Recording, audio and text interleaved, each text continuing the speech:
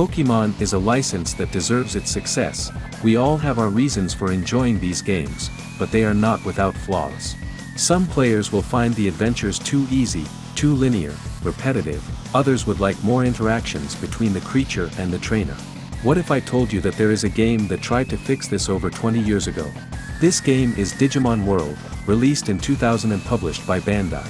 Let's analyze in detail the points that have made so many people remember it, for good or bad reasons. The main cause that could bother players is that Digimon seems to be a copy of Pokemon, which is sometimes true, but if the fanbase still exists, that means it offers something Pokemon lacks. Digimon has always managed not to encroach on the territory of Pokemon. It is another universe intended for other players. For this reason it was released on PlayStation, which was the console that competed the most with Nintendo. At the time it was common to have only one gaming console. Of course it wasn't portable, you couldn't trade your Digimon in the playground, but the developers knew that the game had to appeal to slightly older players. This is the first problem that has nothing to do with the quality of the result, but rather on the promotion of the game. I'm not saying Pokemon is just for kids. As a fan of current competitions I know how strategic it can be. I'm talking about the single player mode. That's why I'm going to explain the originality of this game step by step. And in this case, there are a lot of steps.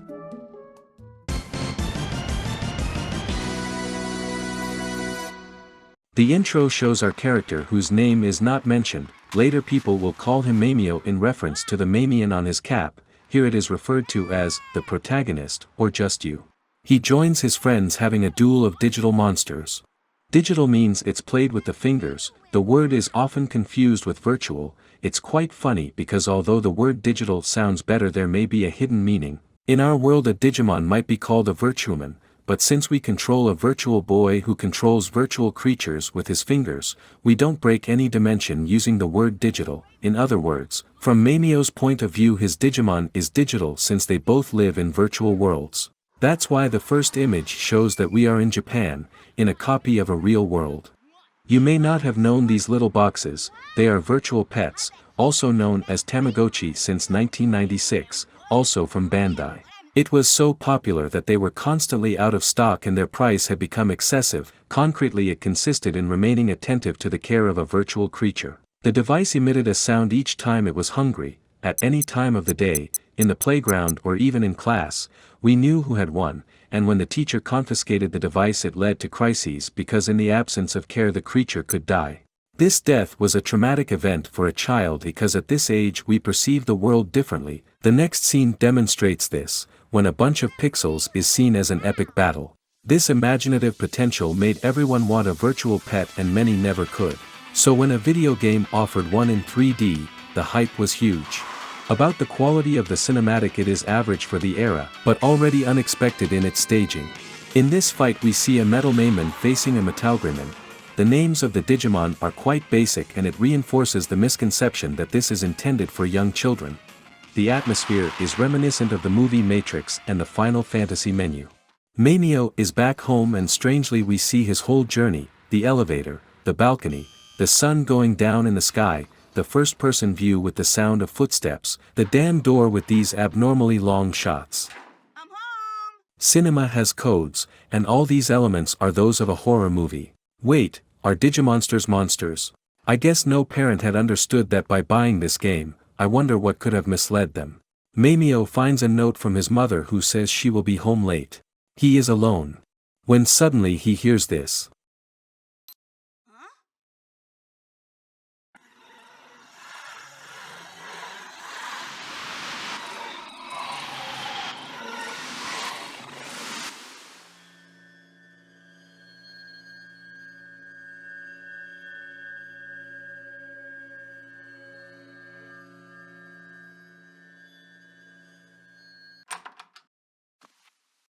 He is called by Koromon through his Tamagotchi. Koromon is the first Digimon of the hero in the anime. Korokoro is the onomatopoeia for something round and rolling in Japanese. But I guess Mamio has other things in mind since his body is being digitized.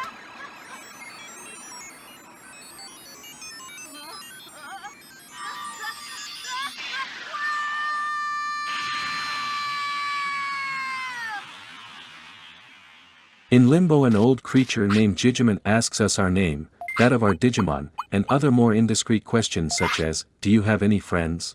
The silence makes this moment intimate and serious, as if Digimon was speaking in our minds. In this example I will be followed by Gabumon.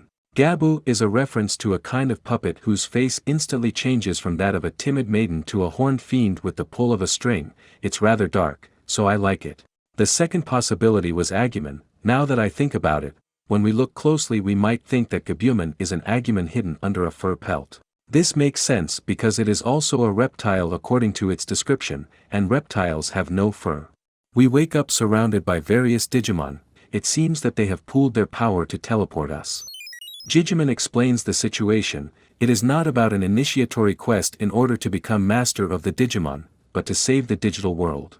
We are called because we are the best trainer. Mamio then asks if this is a dream and Digimon answers him with a strange sentence similar to Dumbledore's line in Harry Potter.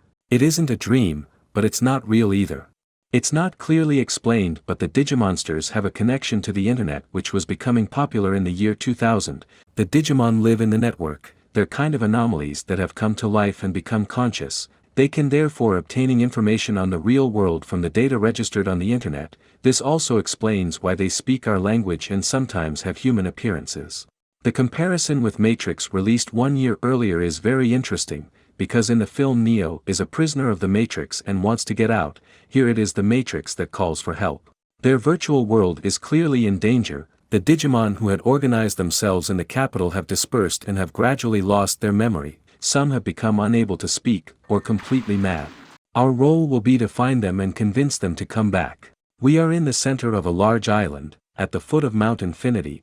Further away there are lands organized in the form of biomes, but we don't know that yet, because this game does not have any really useful map. That's why I took the initiative to make one to fully understand the dimension of File Island.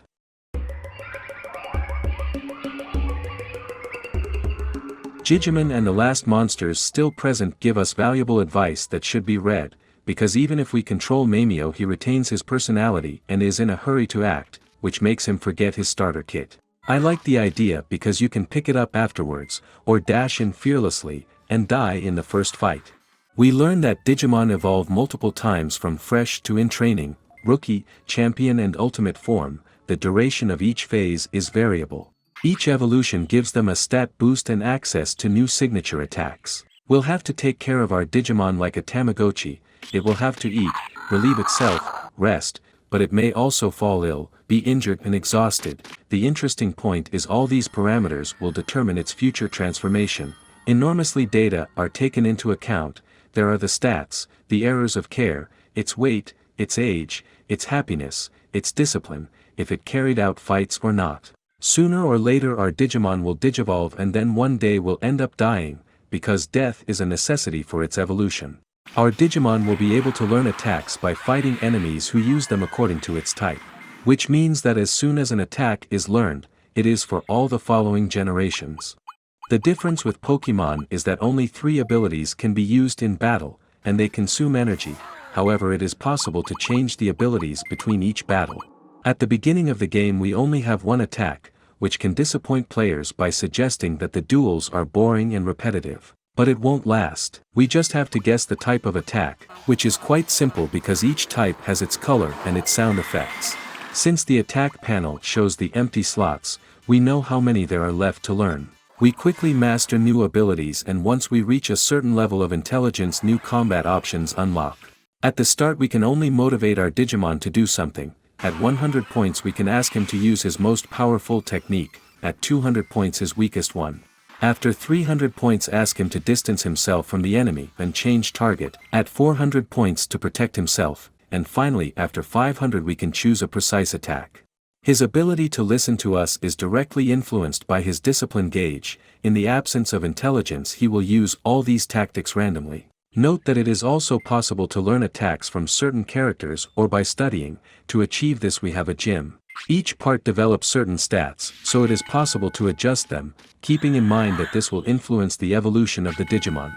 In some hard-to-reach places there are specific training machines. Objects can also increase stats but they are very rare. Others will do it to the detriment of the Digimon's health, a bit like drugs. Each training will advance the clock by 1 hour, while a fight will advance it by 20 minutes whether the battle is short or long.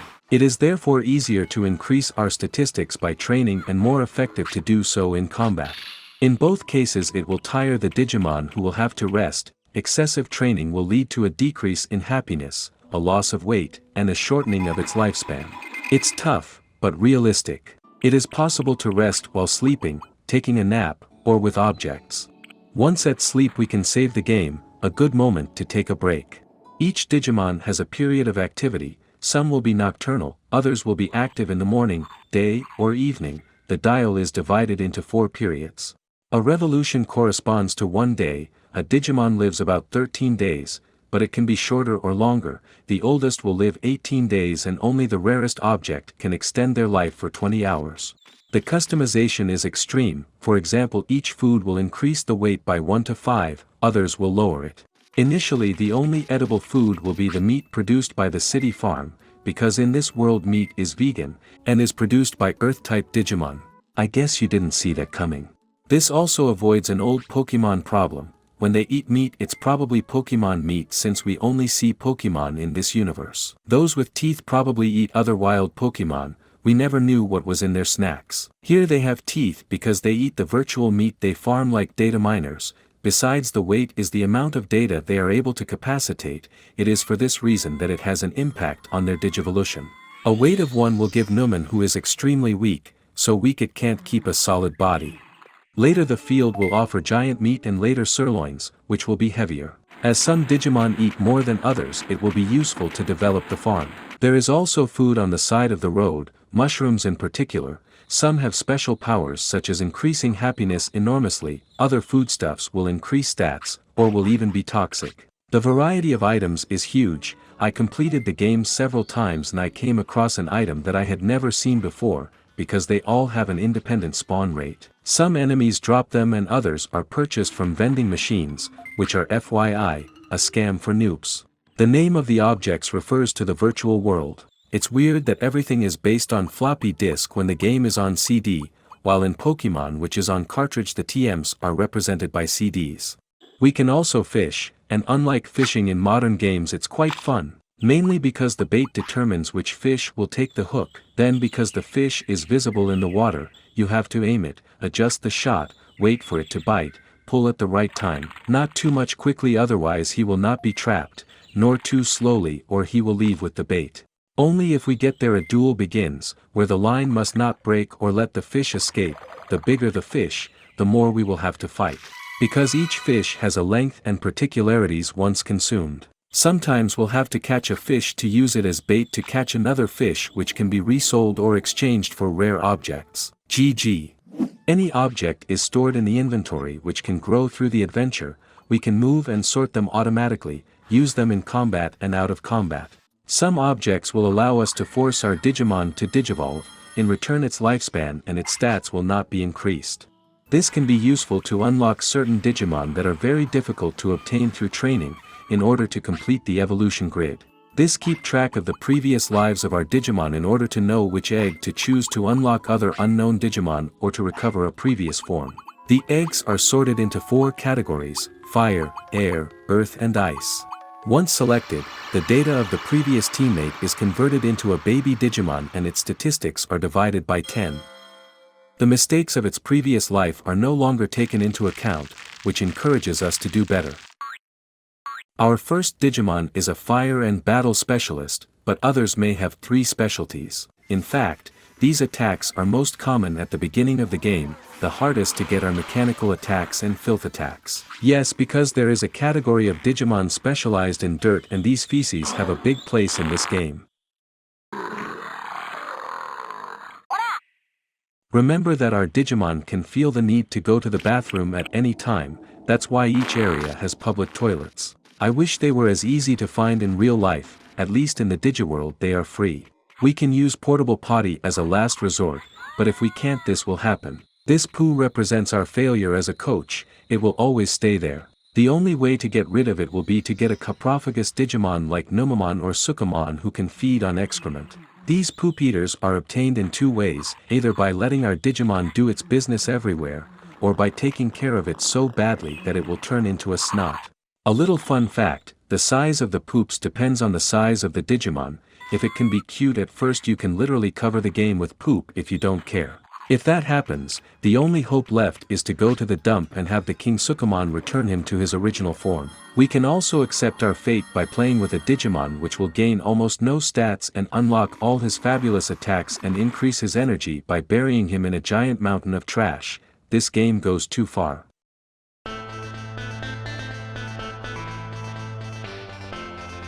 Now back to the coolest part of the game. When a Digimon joins the capital, it adds something to it, and as the adventure is absolutely not linear, each player will see his city evolve differently. The more we progress, the more the town comes back to life and helps us to progress even more. At first the space is empty. We first unlock Agumon, who will build a depot site to store our objects, then probably Palmon, who will improve the farm, then Kyunmon, who will open a passage in the tall grass to create a shortcut.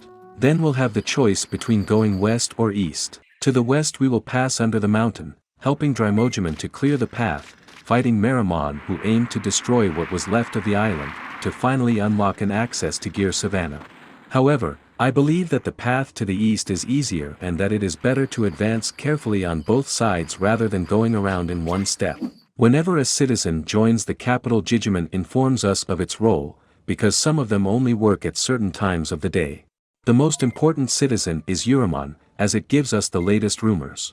One day he tells us that a creature prowls the coast in the morning and evening. We can also discover it by chance. We will find ourselves in the tropical jungle, and once back, this will have the effect of rebuilding the bridge that leads to the capital. But what if we talk to the creature again after rebuilding the bridge? He joins the capital and sets up a market.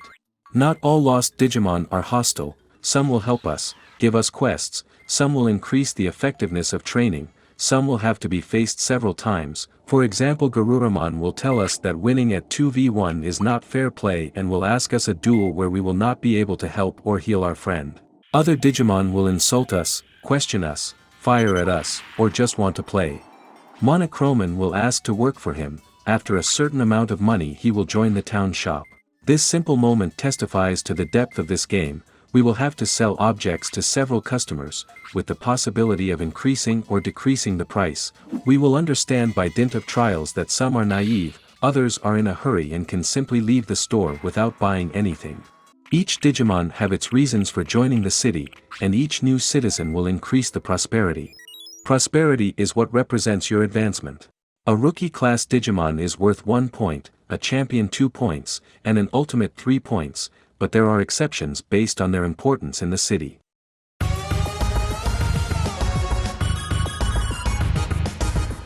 So there are 100 points to be obtained, knowing that 50 points are necessary to unlock the final phase of the game. This is what caused a huge problem for European players, because this version has a bug that prevents them from recovering certain Digimon and reaching 100%. You know that kind of thing that drives you crazy where you don't understand how to get to a place. Here it's that damn guard refusing to budge in front of the fortress. In fact, the game is so vast that some players simply didn't realize that 30% of the story was missing, since it was possible to reach the final boss anyway. The good news is this bug has been fixed in the emulated version, and a YouTuber has since found a solution to solve it in the original game, so we can see that the game has always been correctly translated until the end. Let's go back to the points of prosperity. Once we have reached 15 points, Greymon will come face us to check our reputation. In case of victory, he will build the battle arena. This place allows us to schedule tournaments that take place in 3 rounds. The Digimon living in the capital can also participate, so the more we progress in the game, the more difficult the arena becomes. To harmonize the fights, there are several competitions, some reserved for rookie, ultimate, or classified by type, like Thunder, Fire, Humanoid, Metallic, and even Filth. This immediately reminds us of Pokemon Stadium, which was its equivalent, except that the tournaments are already integrated into the main adventure. Each victory is rewarded with a rare item. We'll have to reserve our participation and be present on time. The specificity of these duels is that we cannot heal our Digimon. Once the time has elapsed, the one who has dealt the most damage is victorious. There is also an elite tournament that takes place in Beetle Land once a month. This tournament is only for insect-type Digimon and has an ultimate opponent, Hercules Kabuteramon, one of the most powerful monster because he has the bug attack. In this kind of match we will have to paralyze or poison the opponent, constantly dodge or protect ourselves. The tournament reward is just as huge, a beetle pearl to transform into this beast. The island where the battle is taking place is already secret. To get there we will first have to fish the guardian of the waters using the super rod in an epic duel. This fishing rod is acquired from Shogun Gekiman in exchange for Digimon card points. These collectible cards can be bought in several places and some are rarer than others. When we collect them all, we unlock a medal. There are 15 in total and they are very difficult to obtain, such as catching 100 fish, unlocking all attacks, all Digimon, or obtaining the best possible stats.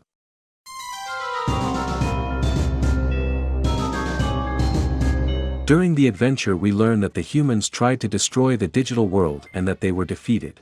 Once we reach 50 points of prosperity we unlock access to Mount Infinity, a dungeon guarded by the most powerful creatures. At the top we find Metal Greymon. We think it is the final boss because he was the enemy in the cut scene. After all, he has the strongest fire attack that doesn't exist anywhere else, except he's not the boss.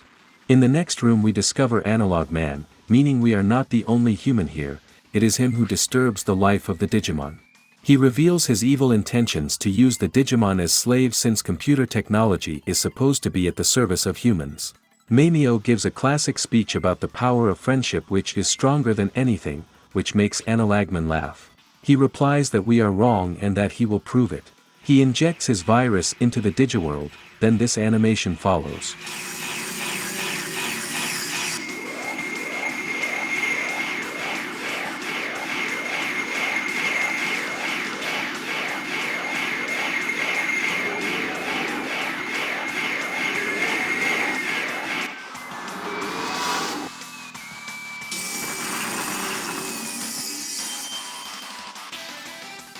Machinedramon is the most powerful boss. In the ranking it is the only one to reach the Mega level, which means Analogman is totally cheating.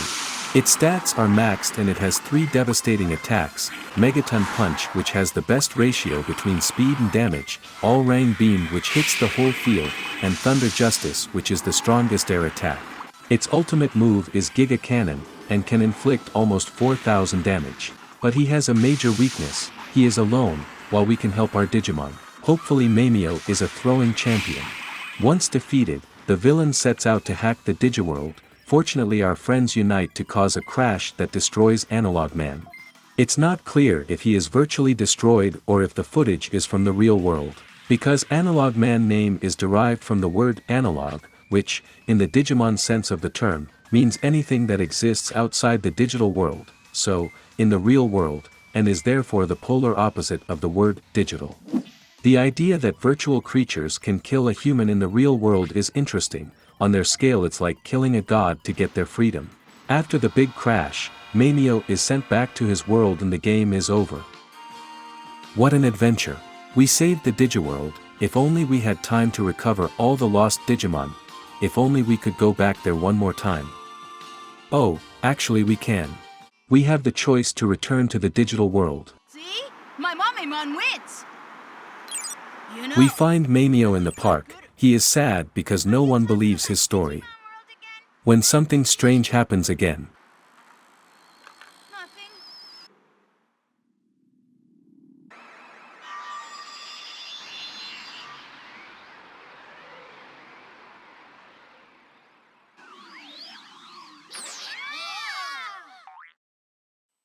Maimon manages to teleport to the real world and explains the situation. Analogman is back again? The border between the worlds seems to dissipate because Mamio understands what he is saying. If humans can go to their world they can also come to ours, which is very scary if they can be corrupt and hostile. At first we saw that the console was the portal without being connected to the network, but this cinematic shows that the Digimon travel beyond the network through an electrical phenomenon which could make the connection. Once back, depending on our progress, other places are unlocked such as the back dimension, a dungeon that constantly reappears in certain secret places. We meet again Analogman who lost his ability to speak. This reminds me of another final boss but I can't remember exactly. His Machinedramon can now increase his power, when we destroy it he turns into a Digimon who says he doesn't understand what he's doing there. Any deletion leaves traces in a computer system. Analogman is still there, like a ghost through corrupted files, a bit as if our avatar continued to live after our physical death. It's creepy, but after all, eternal death doesn't seem to exist in the virtual world.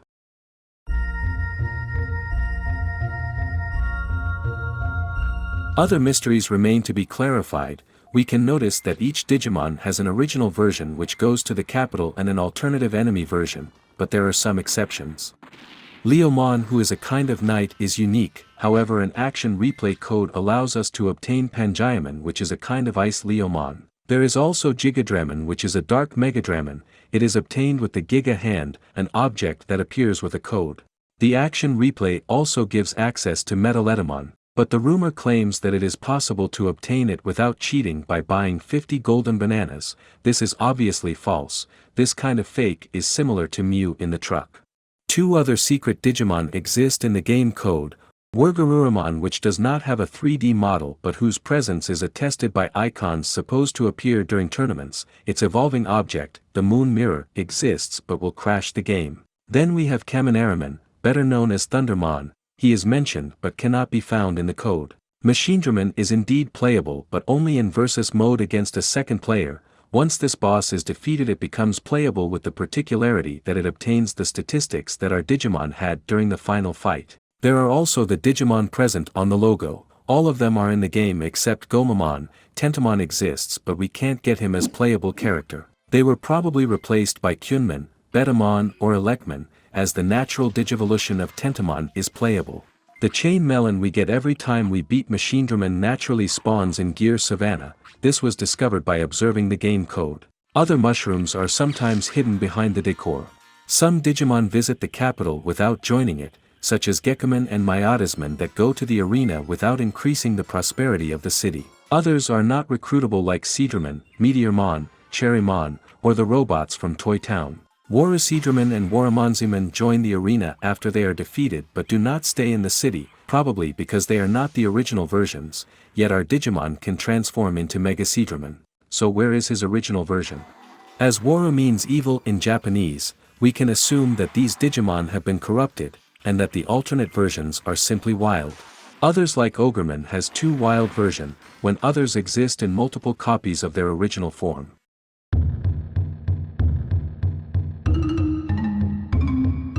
A total of 50 Digimon will join the capital and our partner can transform into 65 different creatures. Each Digimon has its own animations, there is one for each special attack, and for general attacks they all have their own way of using them. This means that when a Digimon uses a technique the animation is always adapted to its morphology. It seems normal now, but it was extremely rare back then. Add to that the animation of walking, running, when it eats, sleeps, passes out, or when it is happy, distracted, angry, or when it poops. That's hundreds of possibilities and it really adds something to the game. The Digimon are not to scale because some should be gigantic, but that's not a problem. It's even kinda cool because we can't estimate their power. The design of the creatures is frankly successful and does not suffer from the comparison with Pokemon. The Digimon have always had a more complex design originally, but recent generations have reduced the differences. We can have fun looking for similarities.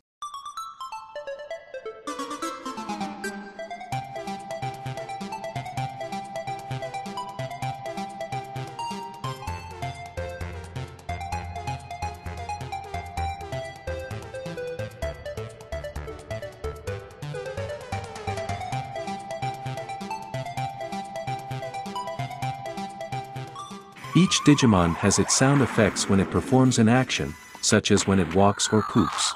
The game is full of details like that, as our character who moves during the dialogues. Although he does not speak orally we often have the choice between several answers. Sometimes he thinks by himself, like at the end of the game when the player learns that other humans have come here before him. He understands that time passes faster in the digital world and that's why he doesn't need to eat or sleep. Time is an important concept. The whole game depends on it because the enemies change according to the phase of the day. Certain events only trigger at certain times. There are even two places where time passes twice as quickly and twice as slowly.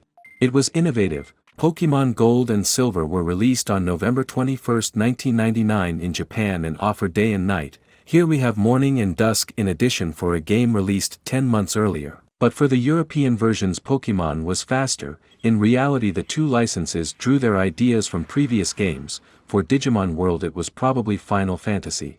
A lot of additions to the games that followed resemble what Digimon World offered, and I find it a shame that it takes so long to get a game that would combine the advantages of the two licenses. The sad fact is that the more complexity a game offers, the more it turns young players off. So they add novelty while removing past innovations to keep new games easy enough. I'm still waiting.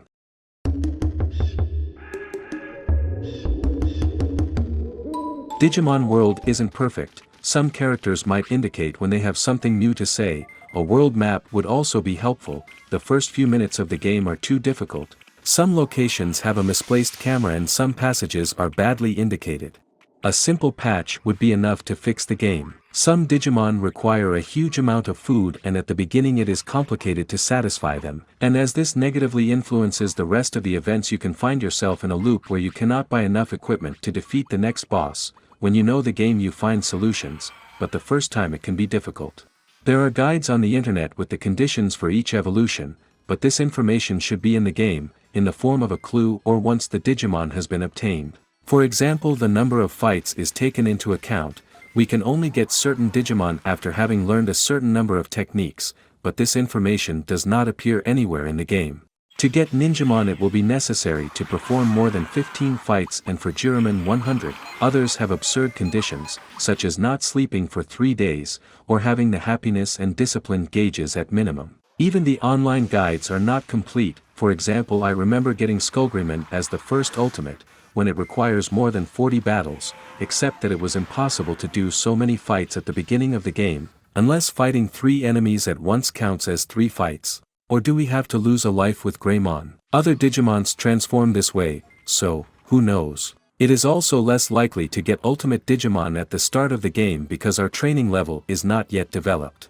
The graphics were criticized because it was compared to Final Fantasy VII, but this game fit on 3 CDs, here everything is stored on one.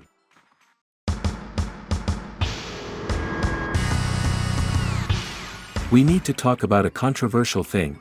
During a fight 2 elements come into account, the strategy that happens before the duel, and the tactics that take place on the battlefield. Turn-based games put strategy first, while Digimon chooses tactics. When our Digimon dodges an attack he does so because we asked him to. The random parameter depends on his training. If he is undisciplined he will obey less often. Some will like it, some won't. To start a fight the player must touch an enemy, some are easy to dodge and others less so. In case of contact the screen is fixed, the size of the battlefield thus varies from one place to another. All the enemies visible on the screen join the fight, to the maximum number of 3, however some may take fright and flee. It is therefore possible to voluntarily fight several enemies to earn more XP. When the battle starts the Digimon attack according to their speed stat, the higher it is the more often they will attack. There are 56 attacks divided into 7 categories. There are no bonuses depending on the type. However, each attack consumes MP, has a power, a rank, and sometimes a chance to paralyze, poison, confuse, or remove a dimensional axis from the target. As the fights are in real time and in 3D, it is possible that an attack hurts several targets. It means sometimes enemies hurt their own team. When this happens, some can become revengeful and hit each other.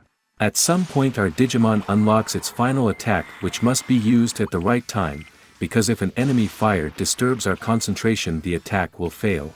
It is possible to charge the attack by spamming certain keys to make it more powerful, but only bosses can use a final attack, and these 3 guys, for some unknown reason. We can flee except when it comes to bosses. When we do, it has a negative effect on the Digimon. In case of victory we get XP, items, and money. The first enemy gives 100 bits, and the most profitable fight gives 13,500 bits. 100 bits is the price of a healing ram. We quickly notice that some objects have a higher value for money than others. As we can have 99 objects of each type and the final inventory contains 30 objects, that makes 2,970 transportable objects, which is not heavy since everything is virtual.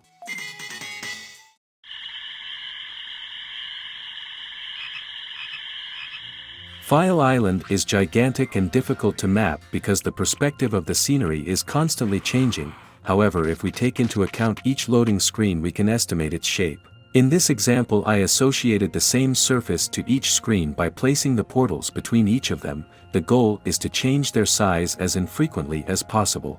We know that File City is central and located at the foot of Mount Infinity. The lands to the west, east, north and south are clearly marked, and as we travel we find that the topography makes sense. We can see the coast in several places and define the edges of the island. The result is this.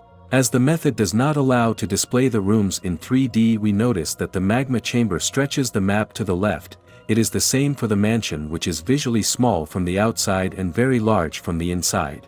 As the Gear Savanna and the Misty Trees are very vast, I preferred to extend the Gecko Swamp because it shelters a whole population of frogs. I guess the Dino region extends all the way to the canyon, unless it goes between the cliffs. I found this map which does not indicate their location. If we take into account the prices of the Birdra transport, the Beetle Land should be as far as the Misty Trees, and the canyon would be equidistant from the Gear Savanna, in a radius 2.5 times shorter, but there may be an additional charge to fly over the lake or cross through the center. Whamon's trip is also strange. Either he goes around the island from the south, or he goes over the mountain passing near the secret cave. I placed this cave under the island because it is Ogremmon's lair, and when he flees from the fortress we can imagine a secret passage. The only unknown location is the ninja village mentioned by Ninjamon. As he uses earth techniques it must be in the green areas. The Ice Palace is a special case because the rooms are connected by trapped teleporters in pink. Fixed loading screens are red, brown are unlockable ones, thus the progression is slowed down in several places. In the case of the Misty Trees, the teleporters are trapped and take us back to the entrance until we talk to Shogun Gekomon. Access to his villa is unlocked when we fight Otamamon, and he appears randomly. This means that we could go around the map from the west and fix the bridge without talking to Coelamon, but I'm not sure that the invisible bridge appears when arriving from the north. And since this one unlocks after meeting him, it's likely that we can't go around the island without going back. I know he never builds his shop if we unlock Patamon first, but I don't know who is supposed to build the restaurant. I think it's Meramon if we go west, or Tyrannomon east. However, when we look at the prices of the meals, Frigimon is the cheapest. His advantage is the snow cone, which gives a lot of happiness. Only the Jurassic Burger does better. This restaurant is underrated because it converts money into stats, while restoring energy and increasing happiness and discipline, making it the 5th way to max stats. In black, these are the gym places, the stars are the toilets. There are 10 in total, and here we have the localization of lost Digimon. There are 184 screens in total and over 200 with improving locations and back dimensions. Seen this way, File Island looks like a computer chip. The images are mostly 640 by 748 pixels and the heaviest is over 500 kilobytes. The general file weighs 161 megabytes because the transitions between the different parts of the day are separate pictures. With 66 tracks and 3 hours of audio, in standard MP3 quality that's 165 megabytes.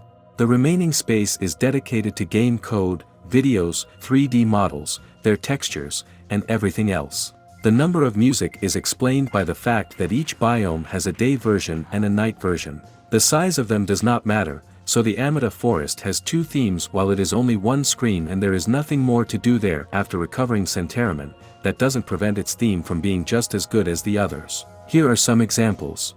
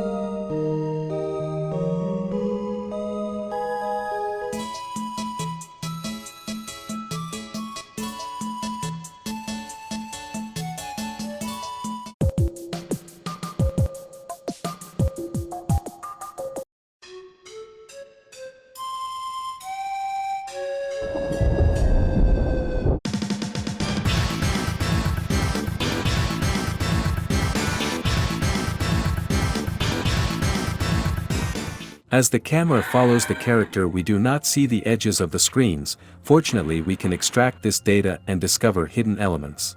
The factorial town has buildings composed of electronics. There is a computer, a keyboard, and a camcorder.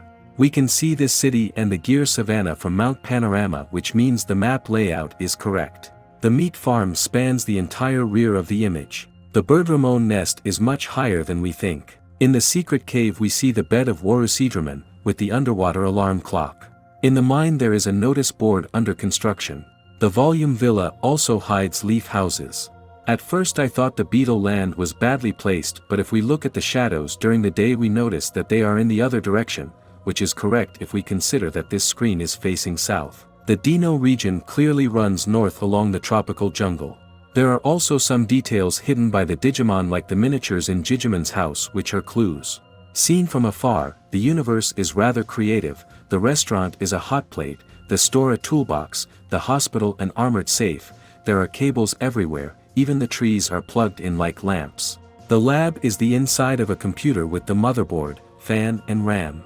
The costume house has windows and the exterior is visible. I particularly like Toy Town and the canyon patched up with staples.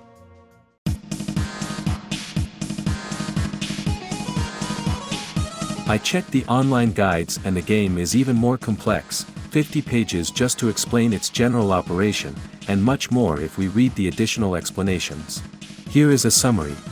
File Island is home to 179 different creatures, 66 are data type, 51 vaccine, 57 virus, and 3 are undefined. The most common specialties are battle and air. The champion level is the most common. This graph shows the radius of the Digimon. The narrowest is Uramon and the widest is Kingsikaman, which is wider than Machinedraman. We notice that one of them has a radius of 0, it's Waragarurumon. The average radius is 171, the width of a Mojayaman. Regarding the height, the smallest is Punamon, Brachiamon is the tallest, followed by Cherrymon. Miasmasman with his cape is as tall as Machinedraman and taller than Master Tyrannomon. The average height is 341, which is the height of Seedraman. In terms of volume, Brachiamon is the largest Digimon on File Island. Its weight is unknown, but if the size of a file depends on its volume and we know that Hercules Kabuteramon has a weight of 50, we can establish that it weighs 349, or exactly 2 Machinedraman. This highlights a detail: the biggest Digimon are all peaceful and have not been corrupted by Analogman. The 4 biggest Digimon combined are heavier than all the rookies, half of the space is occupied by champions. This means that in their world new Digimon are very rare, either because they are in decline or because very few are willing to remain in this form. The gap between big and small is even more marked in the anime, but it has nothing to do with their power. A giant Digimon may have a very poorly optimized code. As Brachiamon lives in an area where the time is slowed down, he may be using old code that takes up more space. The most popular specialties are battle and fire. Filth is the rarest. Regarding the most used techniques, Fire Tower is in first position because the inactive Digimon have this basic ability. The other graphics are more reliable. Bug and Infinity Burn are the least usable. The most dreadful filth technique is Ultimate Poop Hell. Concretely, it's a shower of poop. Only Numan masters it in the sewers, but since he is extremely weak he doesn't have time to use it. Finally, Digimon World was the real Millennium bug that managed to break through in the face of a monumental license, a supernova in a Pokemon galaxy. It didn't last, but we will remember it for a long time. This is the end of the video. Thank you all for commenting on the previous one. As expected, the new algorithm is difficult, and once again this content is not sponsored, so any help promoting it will be appreciated. Thanks for watching.